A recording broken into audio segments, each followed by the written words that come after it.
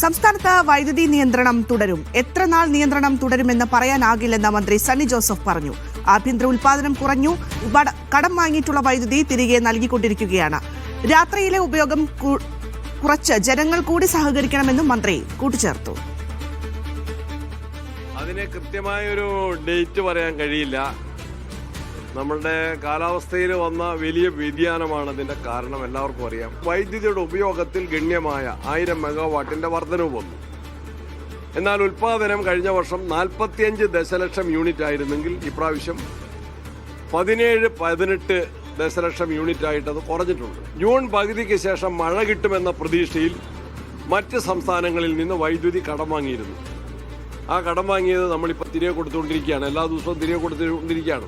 രാത്രി കാലങ്ങളിലെ ഉപയോഗം കഴിയുന്നത്ര കുറയ്ക്കുക. അത്യാവശ്യങ്ങൾക്കെല്ലാം വൈദ്യുതി വേണം. എന്നാൽ അനാവശ്യമായ നമ്മളുടെ അലങ്കാര ലൈറ്റുകൾ ഒഴിവാക്കുക.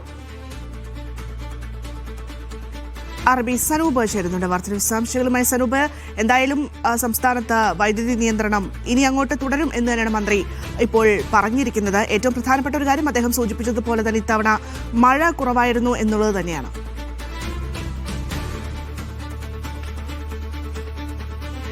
ഭദ്ര, സംസ്ഥാനത്തെ ആഭ്യന്തര ഉൽപാദനം വളരെ കുറവാണ്. പൊതുവെ പുറത്തു നിന്നാണ് സംസ്ഥാനം വൈദ്യുതി വാങ്ങിക്കൊണ്ടിരിക്കുന്നത്, മഴ പെയ്താലും ഇല്ലെങ്കിലും. പക്ഷേ ഇത്തവണ ഉണ്ടായ പ്രശ്നം എൽനിനോ പ്രതിഭാസം കാരണം വടക്കൻ സംസ്ഥാനങ്ങളിലും ചൂട് കൂടുതലാണ്. അതുകൊണ്ട് തന്നെ അവിടുത്തെ വൈദ്യുതി ഉപയോഗം കൂടി. ഇത് സ്വാഭാവികമായിട്ടും പവർ എക്സ്ചേഞ്ചിലടക്കം വൈദ്യുതിയുടെ ലഭ്യതയ്ക്ക് വളരെയധികം തടസ്സം സൃഷ്ടിച്ചു. അത് കാരണം ഈ ഉയർന്ന വില കൊടുത്തു പോലും വൈദ്യുതി വാങ്ങാൻ പറ്റാത്ത ഒരു സാഹചര്യമാണ് നിലനിൽക്കുന്നത്. അതിനോടൊപ്പമാണ് കേരളത്തിൽ മഴ കുറഞ്ഞതും ഇവിടെയും ചൂടും കൂടുതലാണ്. അപ്പൊ അത് കാരണം വൈദ്യുതി കിട്ടാതായതോടുകൂടി വലിയ പ്രതിസന്ധി നേരിടുന്നുണ്ട്. കഴിഞ്ഞ വർഷം ഇതേ സമയത്തിനേക്കാളും ഇപ്പോൾ 1000 മെഗാവാട്ട് വരെ വൈദ്യുതി ആവശ്യകത ഉയർന്നിട്ടുണ്ട്.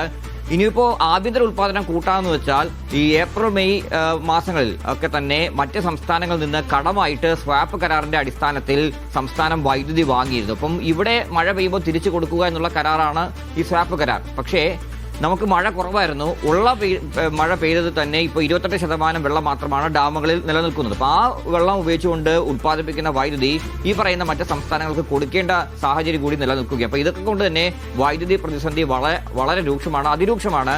കഴിഞ്ഞ ദിവസങ്ങളിലടക്കം 2 തവണയായിട്ട് ഓരോ മണിക്കൂർ വീതമാണ് സംസ്ഥാനത്ത് ലോഡ് ഷെഡിംഗ് ഏർപ്പെടുത്തിയത്. ഈ ഫിഫ വേൾഡ് കപ്പ് ഒക്കെ തന്നെ നടക്കുകയാണ്. അതുകൊണ്ട് തന്നെ വലിയ പ്രതിഷേധമൊക്കെ തന്നെ പല ഇടത്തും ഉണ്ടായിട്ടുണ്ട്. പല സെക്ഷൻ ഓഫീസുകളിലും ഈ പ്രതിഷേധക്കാർ കയറി ബഹളം വെക്കുന്ന സാഹചര്യമൊക്കെ തന്നെ ഉണ്ടായിട്ടുണ്ട്. അപ്പോൾ എന്നാൽ പോലും ഈ പറയുന്ന പോലെ എങ്ങനെയെങ്കിലും ഇത് ഒഴിവാക്കാൻ വേണ്ട നടപടിയൊക്കെ സ്വീകരിക്കാന്ന് വെച്ചാൽ അതൊന്നും ഈ പെട്ടെന്ന് ചെയ്തു തീർക്കാൻ പറ്റുന്നതല്ല.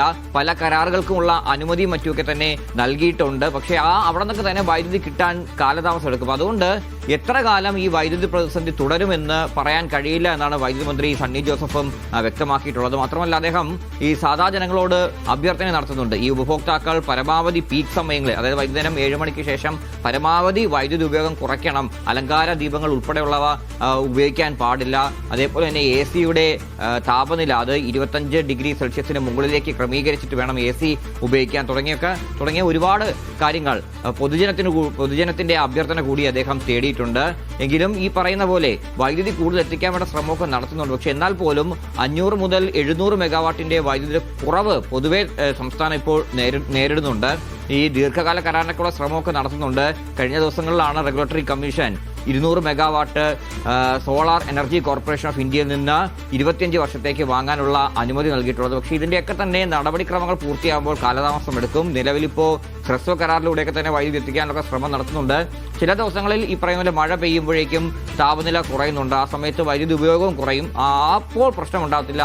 അതുകൊണ്ടാണ് ചില ദിവസങ്ങളിൽ ലോഡ് ഷെഡിംഗ് ഇല്ലാതെ പോയത്. പക്ഷേ കഴിഞ്ഞ 2 ദിവസവും ഈ ഉയർന്ന താപനില തന്നെയായിരുന്നു. അതിന്റെ അടിസ്ഥാനത്തിൽ വൈദ്യുതി ഉപയോഗവും കൂടി, വൈദ്യുതി ആവശ്യകതയും കൂടി, ലോഡ് ഷെഡിംഗും ഏർപ്പെടുത്തേണ്ടി വന്നു.